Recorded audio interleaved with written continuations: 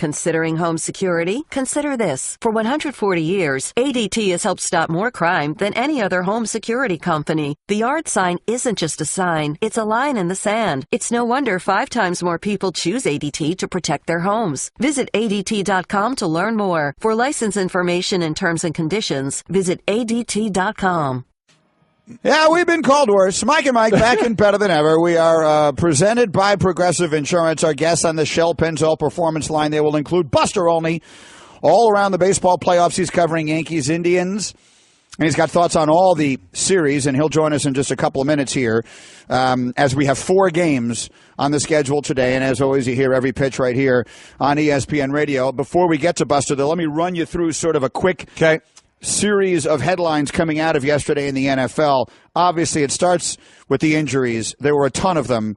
None of them may be more consequential than the one to Odell Beckham on a variety of levels. One, if the Giants season wasn't already over, it certainly is now at 0-5. But 2, his season is over, and the overall impact on his future, I think, is significant. You mentioned it, Mike, and Shefty has been very outspoken about this, interestingly, with all those guys from that class and that 5th year that gets tacked on for first-round draft picks, which winds up working against them. Yeah. You know, Odell does not have a long-term deal, and he wants to have the biggest long-term deal in the sport. How do you think this affects his getting his new deal from the Giants? Well, he was never going to get the biggest contract in the sport. He wasn't passing quarterbacks. I thought he was going to get the biggest wide receiving contract, and he still may.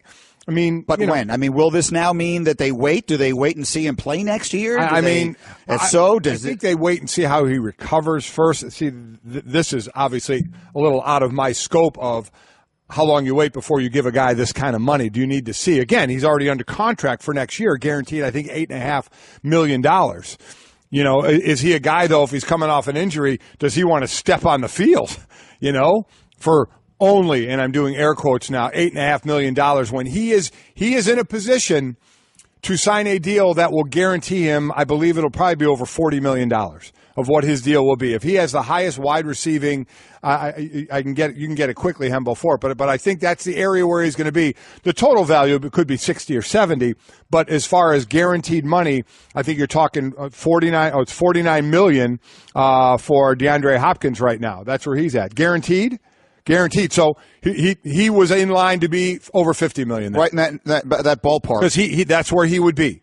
I still have, as long as the surgery goes well and it's something that's, hey, you put this screw in or this plate in and he's going to be fine. And I still think he'll be that guy and can be that guy and get that money. But can you blame now the Giants for waiting? This is what football is. This is why guys hold out at times, but unfortunately, rarely do they hold out long enough to have a monster impact. You saw Aaron Donald went back. He didn't get a new deal. Aaron Donald held out. He wanted more money and didn't get a new deal, right? He didn't get that deal that he wanted, and he went back, and he's risking that every time he's out on the field.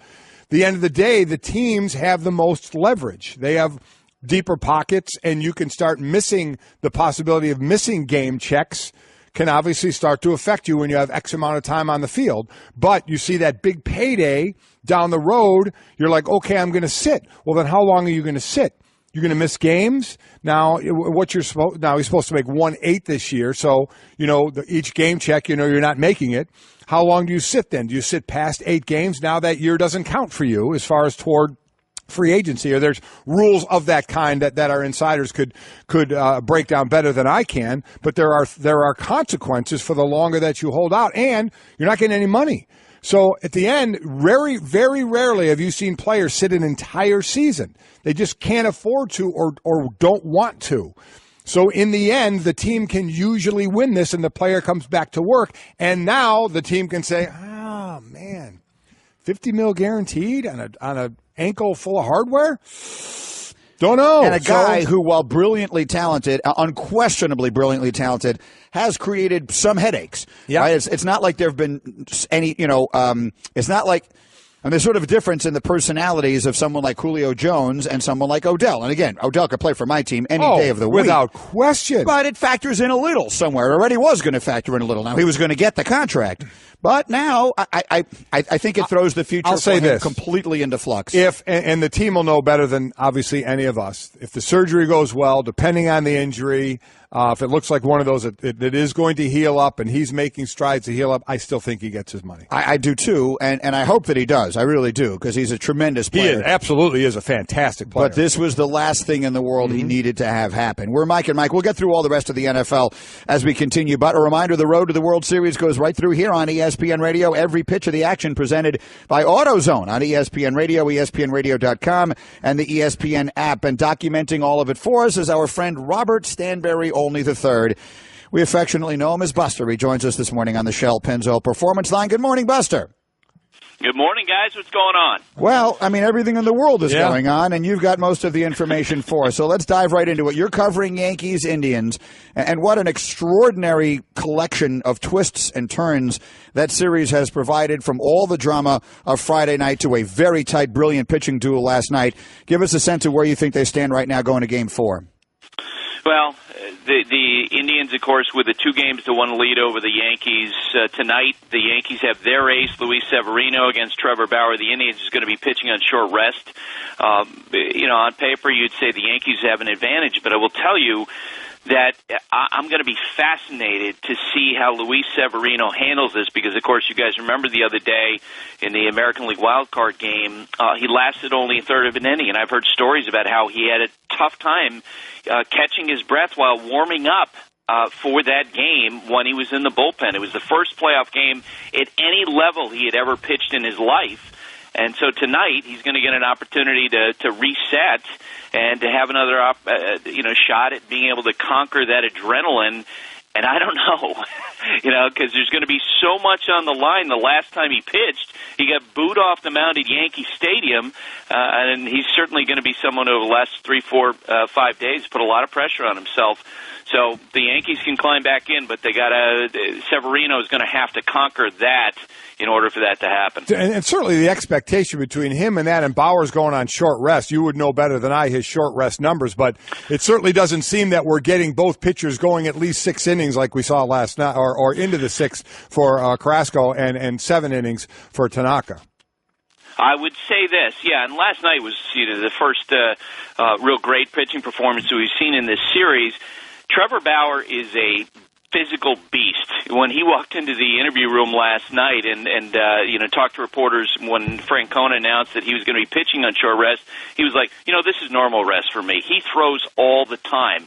And he's been pitching great, and he seems very comfortable with the idea of taking this on. He was phenomenal in that Game 1 start with his 20-mile-per-hour differential between the fastball at the top of the zone and a 95, 96 miles per hour and his curveball down at the bottom part of the zone, and I think he's going to throw really well. I think Severino is the big X factor. Should Indian fans, including myself, be worried about Andrew Miller at all? Yes. And I talked to evaluators after the game last night, and they said flatly he is not the same.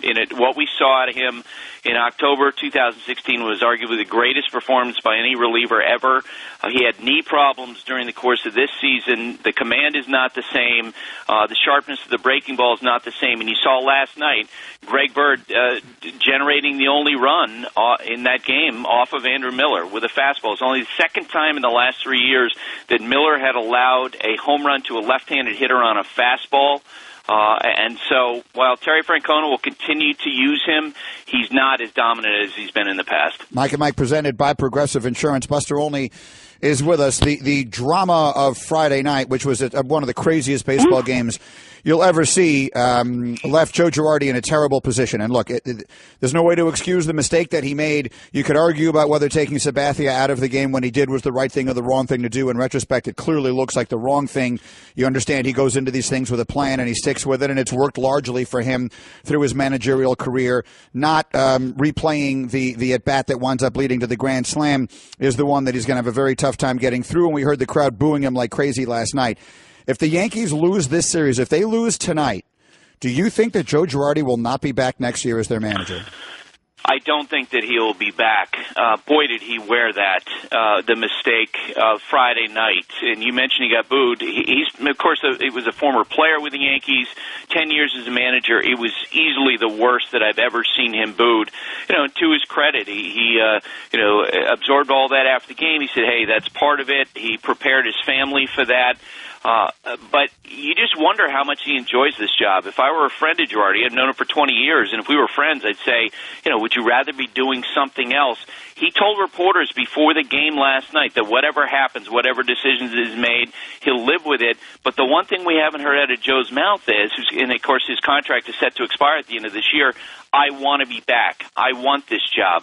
I wonder about that. And if I had to guess, I think this is it for him. So just to be clear, and I want to play what Girardi said after that, you just detailed much of it, but you can hear it from his own mouth in a moment.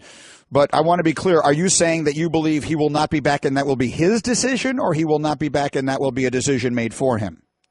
I think there's as much chance that he walks away as there is that the Yankees would fire him. Wow. Mike and Mike Buster only. Let's hear it. Guys, you have it. Let's play Girardi from last night talking about getting booed. I kind of expected it, I've seen him boo players and managers that have a lot more status than I do. I was prepared for it. I prepared my family for it. I told my kids what was going to happen. But it's life, and again, it's not going to change who I am. It's no fun to be booed. Bottom line of it is this. He made an enormous mistake. He knows he made a huge mistake. It happens. Golic, can you give us a quick thumbnail on when you screw something up bad and it cost your team, and it's in a huge spot like this is, but over the course of your life, you have to have made mistakes in a sporting event. Sure. Like what do you do? It's horrible. Yeah. I mean, listen, what you try and do now, it's different how you manage out of it, but as a player, you try and make up for it. And then sometimes you can compound the problem because you're trying to make up for it so much. Baseball, is there sawdust coming off the bat? Are you trying too hard? In football, am I trying to do more than my responsibility to make a play to make up for it? You saw the tight end from the Houston or Tennessee Titans, Supernaw, I believe his name. 2 in a row. False starts, moving the team back, but then he catches the touchdown pass. Right. I mean, so you have a chance to make up for it a little bit, but that's what I'm trying to do. But from a manager standpoint, I don't know how, you can say, I made up for this. I hate to see it because he's someone, as Buster said, that we know and we like and all of that. Look, he made a huge mistake. They did. There's no question. Nobody's perfect. You make mistakes, right. But this was a monster mistake on a monster stage. All right, Mike and Mike Buster, let's stay in the American League here. Again, we got all 4 series continuing today, Buster. We have, we mentioned it off the top of the show this morning, the least competitive series in postseason history is Red Sox-Astros. It's the first time ever that the first 3 games of a series have all been decided by 5 runs or more. Where do we stand there? Well, the Astros playing so well down the stretch, and the question's going to be, can the Red Sox continue to turn the momentum of this series, and knowing that Justin Verlander looms later? It's going to be a really difficult challenge, especially David Price has really served such a great role for the Red Sox coming out of the bullpen. He threw a lot of pitches yesterday. I would assume that he's probably not going to be available to pitch today. That's going to be a big weapon the Red Sox won't have. I think the Astros finish that off. Going into the National League, let's start first with Bryce Harper. How much did he save the day and save the season? I don't think any team has more pressure on it in this postseason than the Nationals, who are in this 2-year window before Harper becomes a free agent. They have so many incredible players between Harper and Strasburg and Scherzer, and yet they've never made it past the division series round. And so his 2-run homer with the Cubs leading 3-1 on Saturday to tie that game just seemed to give them all a breather. And Ryan Zimmerman hitting the home run to give them the win, it was something they badly needed. The Cubs, on the other hand, seem to be playing as loose and as free and within pressure-free as any team in the playoffs now. So they're home for that Game 3 today. Cubs are, and again, what is a big day in Chicago is the Cubs are home in the afternoon and the Bears are home in the evening. And then finally, Diamondbacks, Dodgers, L.A. up 2-0 in that series. But Kershaw, the postseason struggles for Kershaw reared their head again in Game 1. So while they're in a good place, what place do you think he's in, and where do you think the Dodgers are as they look to get through this series? Yeah, and in talking with evaluators about Kershaw, they're saying he's not the same. He doesn't look like the dominant Kershaw I've seen in the past, but I don't think it's going to matter. The Diamondbacks had to work so hard to win the National League wildcard game, and they used Robbie Ray, their left-hander, who's taken a big jump this year, in relief, and they brought him back on a couple days' rest to pitch in Game 2, and he didn't pitch very well. And so all those elements that you thought might work for the Diamondbacks against the Dodgers went away, and it's a big uphill climb for the Diamondbacks to get into this series. All right, we'll see what happens. Again, all 4 games today on ESPN Radio. Coverage starts 12:30 Eastern Time. You can check your local listings. You can hear it all on the ESPN app, and obviously Buster will be there in the middle of all of it. Robert, thank you. Enjoy the games today. Thanks, Buster. See you guys. Always fun. Buster Olney with us on the Shell Pennzoil Performance line, taking synthetic motor oil performance to a whole new level. Make the switch to Pennzoil Synthetics today. Buster also will not get a chance to watch his Vikings tonight. No, he will not. He'll be busy. Buster's a crazy Viking fan, but he'll be busy with all the baseball. But I tell you what a place to be today is in Chicago. I mean, listen, that was a place to be last year with the Cubs and what they did. But now in crossing over in the sports, you have the Cubs playing, at 3 o'clock Chicago time. Right. And then the game tonight to 7:30 your time, with the Bears. And the Bears, I know, aren't going anywhere this year, but it's the start of the Mitchell Trubisky era. So I think there's a lot of excitement there and anticipation of what that's going to be like. And obviously the Cubs, a few hours earlier, trying to take a lead in that series in Game 3. So listen, it's a great sports town as is, but to start off, hanging out, watching the Cubs. And then for those that are going to both, good luck to you and enjoy it. I mean, and if you're not, just enjoy whatever you can there, but it's going to be a great day in Chicago. Unless the Cub game goes into extra innings, you should be able to easily do both. So we'll see. It should be that should be a fun day, and we'll see where that thing winds up. The Trubisky thing, you're right, that brings a whole lot of interest. Oh, absolutely. For the remainder of the season. It's fun for them on that front. All right, Mike, let me look through some of the Twitter reaction on a variety of different things here. Brandon, on the New York Giants, we mentioned how the Giants are done with Beckham and 0-5 and everything else. He tweets, the bright side is the Giants are tied for the lead in the Saquon Barkley sweepstakes, not that we have an offensive line to run behind. That would be very interesting to see. Now, there's some talk that maybe Sam Darnold doesn't come out. But if Darnold is available, and if Josh Allen is available, and if Josh Rosen is available, and if the kid from Oklahoma State whose name just jumped out of my head, Mason Rudolph, and whatever it is available, if the Giants wind up with the number 1 pick, which they're a very long way away from winding up with, because Cleveland is 0-5 and San Francisco is 0-5. But if somehow the Giants wound up with that, do you think they would take Barkley?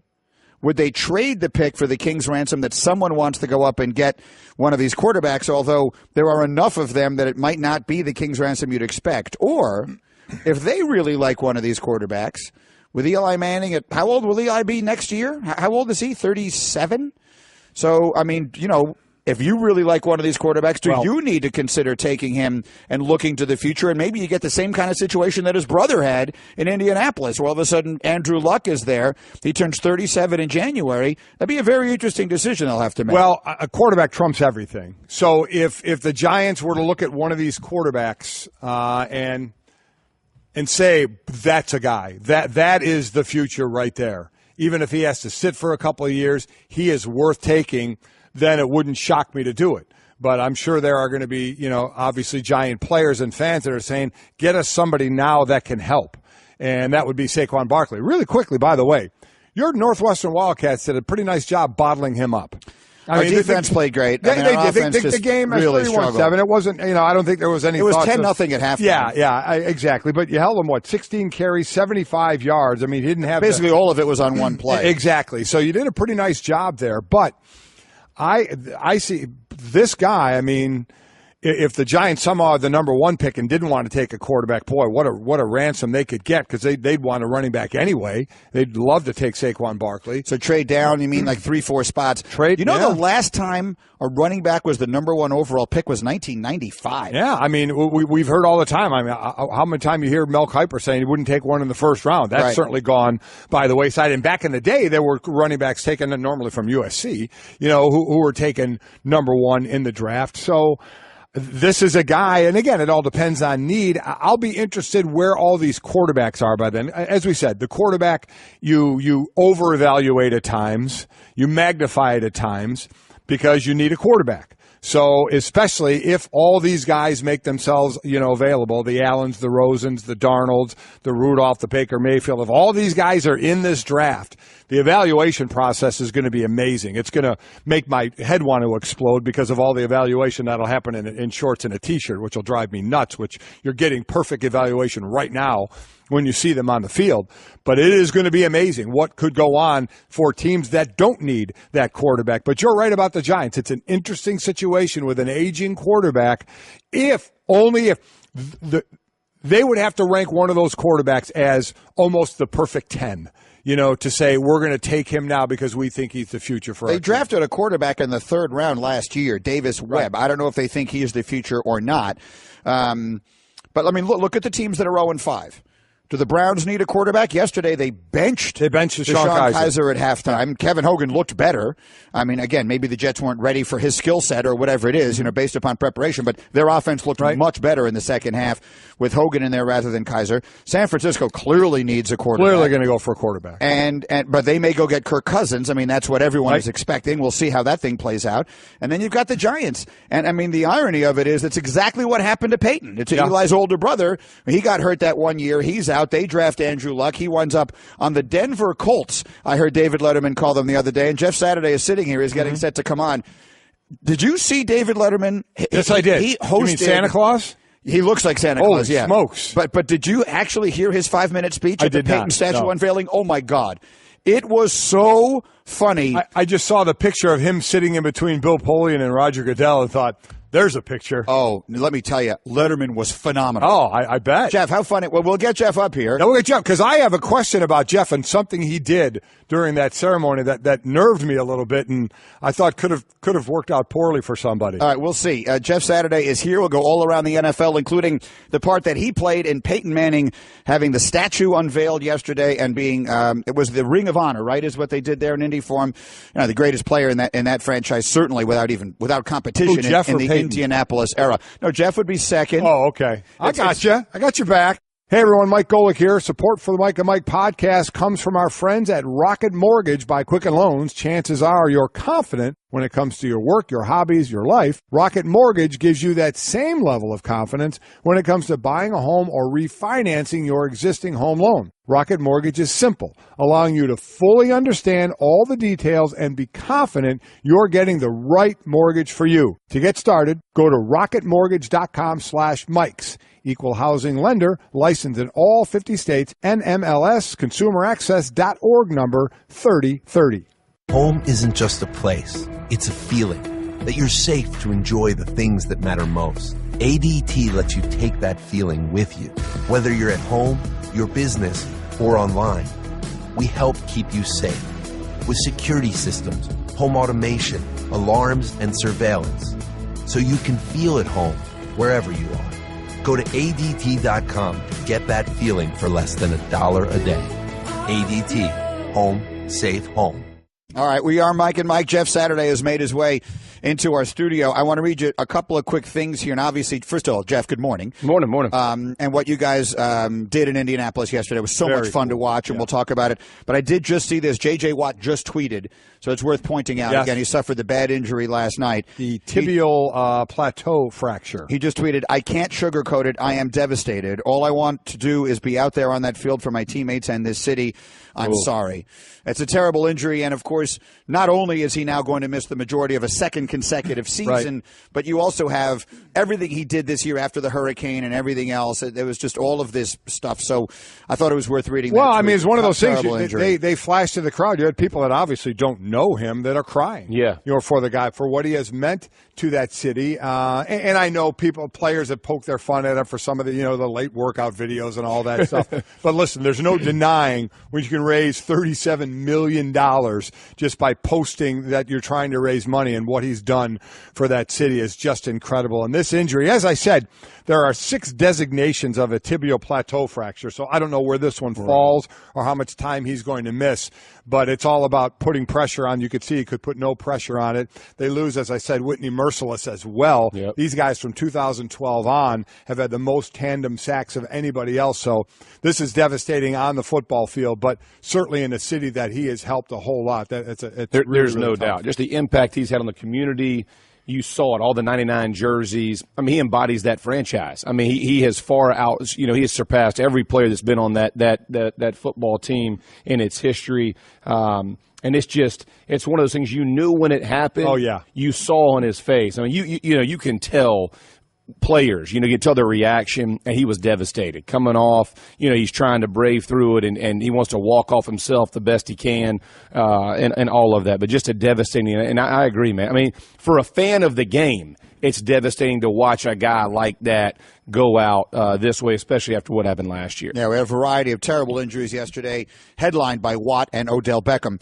Meanwhile, we did have a wonderful scene yesterday and the whole weekend, really, where they unveiled the statue for Peyton Manning and then put him in the Ring of Honor yesterday. And you were there to snap the ball to him one last time. What was that whole experience? Oh, it was unbelievable. I'm not going to lie to you, the most nerve-wracking snap I've ever had in my career. I mean, you're thinking about it, Reggie. We're sitting in there, we're all talking in the locker room before, and Reggie, this is the most nervous I've ever been. I said, absolutely. Like, I've never felt this much pressure, because this is it, right? And he's like, hey, let's get this going. But I told him, he's like, hey, man, we're going to get a snap.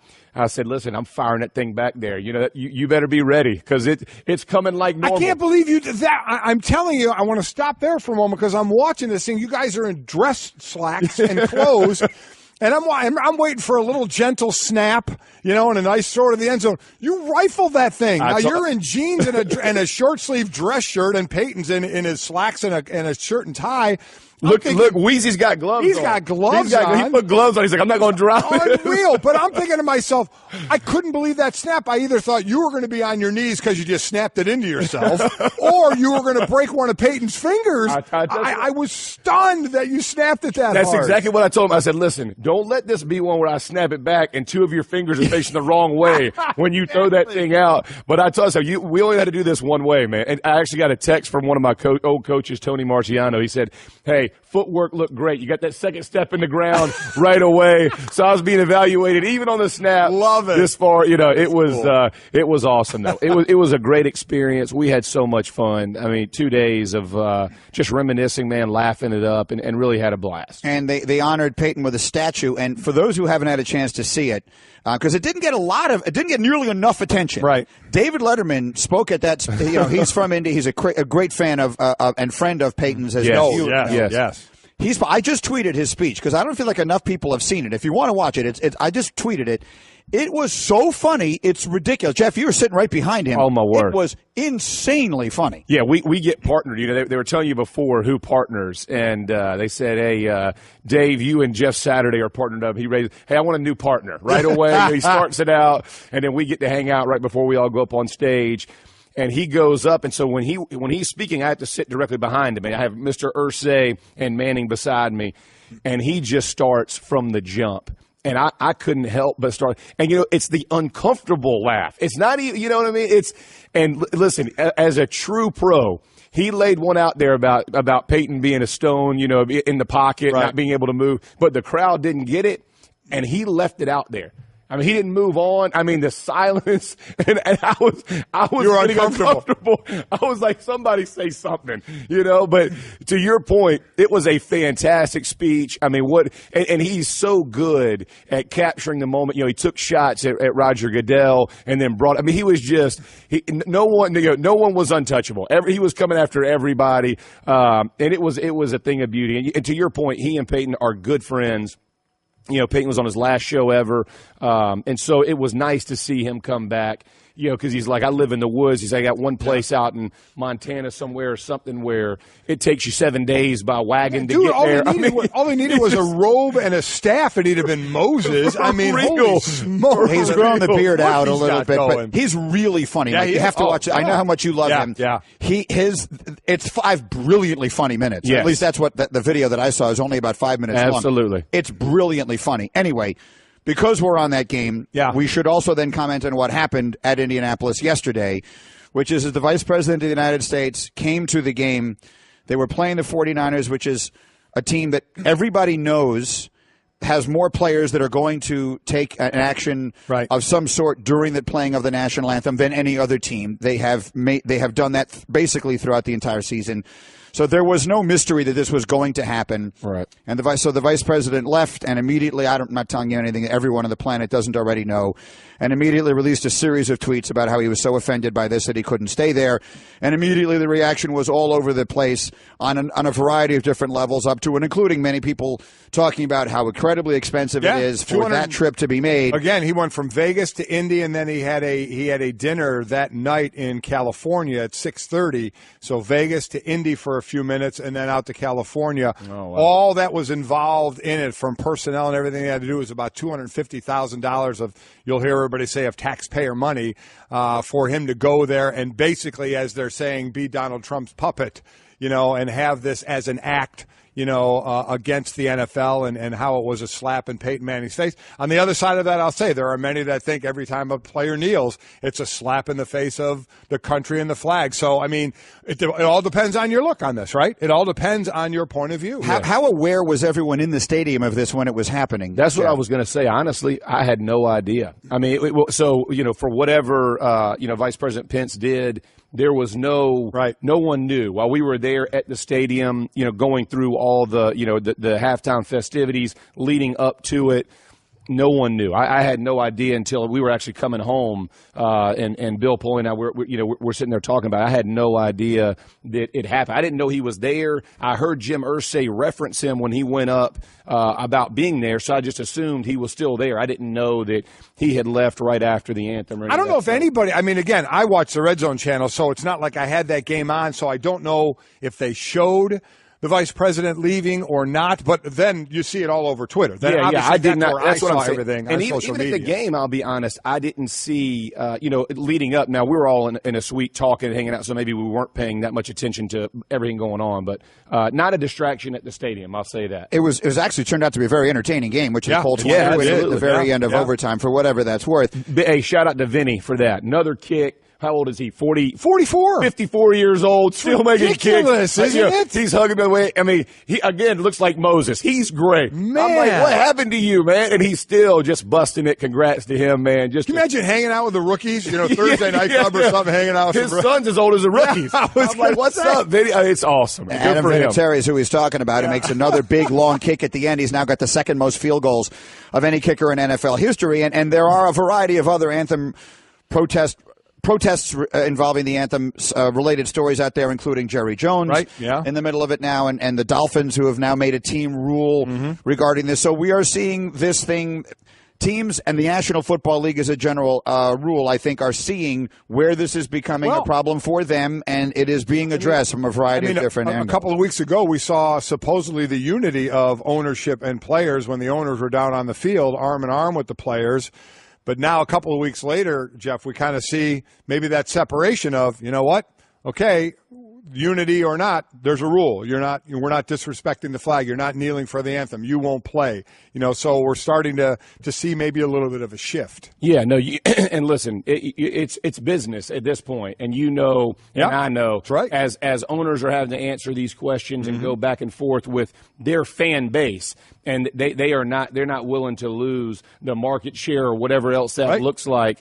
And if there is a rule in place, they're going to enforce it to make sure that they're private businesses, right? They can make these rules. Yeah, they protect their bottom line. Yeah. And it's you've heard the the rule of how they have to do it. It's going to be interesting to see how they play it out, because you do have to be out there It talks about addressing the helmet being in your left But hand. it says you should. It doesn't say you right. have to. Yeah, so it's all going to get. Well, it's up to the team, I think. Right. Now, right? Yeah, The NBA, of course, does have a rule of that Right. sort. The NFL players are basically being asked, if you're not going to stand for the anthem, to stay in the locker room or the tunnel until after the playing of the anthem. We'll see. I don't think this thing is going away anytime soon. I just saved hundreds of dollars by switching to Geico. I'm so happy, I feel like I can fly. Disclaimer, you will not be able to fly by switching to Geico. This is against the laws of physics and nature. If you find yourself flying, please seek professional and or medical help immediately. In the unlikely event you find yourself flying, you might be a superhero, or a pigeon, or a superhero named Pidgewoman, who was bitten by a radioactive pigeon. If you are indeed Pidgewoman, Geico retains all licensing publishing rights in the event Pidgewoman the movie becomes a top-grossing Hollywood blockbuster. Geico. 15 minutes could save you 15% or more. Tons of Twitter reaction all morning long. Jeff Saturday in our studio. Let's go on the field. What words would you use to describe what Aaron Rodgers did to the Cowboys yesterday? Insane. And I will tell you, though, when they scored, and, you hear all the talk between Aikman and Buck and the whole, hey, what should they do? And Dak puts it in. You're just, you're hoping of all hope if you're a Cowboys fan, just get a stop. I'll say this, the third, the touchdown is a great play, great throw, all of that. The third down where he extended it and used his legs to break outside, and you're seeing the play right now. The linebacker who tracks the back out of the backfield, it's two-man coverage, and you got two guys following the running back, and it just opens up that lane. That's when the game has slowed down for a guy. I mean, young quarterbacks probably don't see that quickly. You saw Aaron. It was almost like that was his read. The minute he saw that backer step in, he knew he could break contain, and he just kept hauling. And it's like the game has slowed down so much for him, and he's accomplished so much in his career. He's calm in it, and you saw how fired up he was. I mean, he even gave a little shot on the sideline, you know what I mean, which I thought, whoa, that could go the other way. He gave a little shot. You could tell he was fired up and knew they had a shot to win this thing and not kick a field goal. He did a great job explaining it to Aaron Andrews after the game, just how you said. He saw exactly what the coverage was and knew if he could shake that tackle that he was going to have room to run. And he said, listen, if I didn't make it, we were going to kick a field goal and tie the game anyway. I love how the touchdown went to Devontae Adams. Yes. After the way he got, hit by Danny Trevathan and in that hit against with Green Bay and Chicago. But then the same play twice. Lewis, the young kid, makes a nice play from the Cowboys on the first play. Everybody thinks it's going the other side. The next play, they got trips that side. Yeah. I'm waiting for a pick route, crossing route, whatever over there. And the same play, flick of the wrist, right to Adams for the touchdown catch was just fantastic. It was a thing of beauty. You hear, when you heard Adams afterwards he said, hey, why did Adams said, hey, I told him come back to me. Jordy's out, so he's not even in the game. Mm-hmm. Like you said, you got trips one way. Adams said, hey, I got a matchup. I can beat this kid. Perfect ball, but a nasty catch. Now, don't minimize that catch. I mean, as he's running, Lewis doesn't even turn his head around before he reaches over the top and gets both feet in. As an offensive player, I will tell you, there's nothing more satisfying than that type of drive. When you can see in their eyes, you have the advantage, and I can guarantee you, as they were sitting there, every Cowboys defensive player, they knew, man, this is on edge. We're going to do something special, and instead the Packers make the plays. You know what, and we've talked a lot about it from the Green Bay side. Let's talk about it from the Dallas side, where we wondered what that division is going to be. Well, don't look now. The Eagles are a really good team. They are. Absolutely, they Wentz are. Lit up, and I think Arizona is not, but Wentz lit them up yesterday. That defense is pretty good. The Eagles are a good team. Yeah, even without Fletcher Cox right now, they're still producing from a defensive line. Their front seven is very, very good. I'll say this: what I love about Peterson, Frank Reich, the whole deal is these guys are running the football. They're not afraid to stay with it and help Wentz. And then you're seeing Aguilar, the plays he's made. I mean, look at him from the last couple of years, the growth this kid has made. He is confident. I mean, he's making guys miss, and he's shaking and baking. He's falling in the end zone. He's doing all those things. You can tell the level of confidence he has in Wentz and what he's doing. This team, like you said, you stick to that type of game plan where you're willing to run it. I love that. I love their patience to run the ball. Absolutely. I love their showing that patience. How about the matchup this Thursday?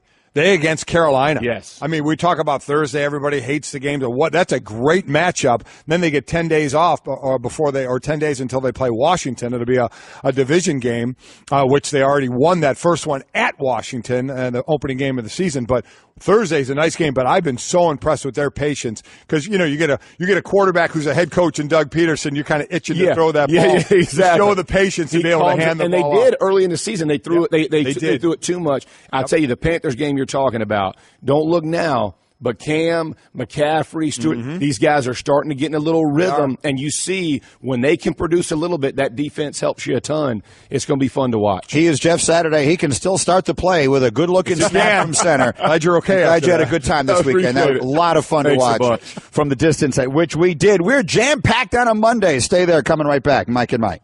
I just saved hundreds of dollars by switching to Geico. I've never felt more alive. Disclaimer. Geico cannot guarantee you will feel more alive. You either possess functioning respiratory and circulatory systems, or you do not, or you are a zombie. If you are indeed a brain-starved zombie and you would like to save money on car insurance, the Geico legal team applauds your excellent life choices, even in your shambling afterlife. But we strongly encourage you to visit geico.com or download the Geico app. Please stay a minimum of 500 feet away from our large and presumably delicious, delicious brains. Geico. 15 minutes could save you 15% or more.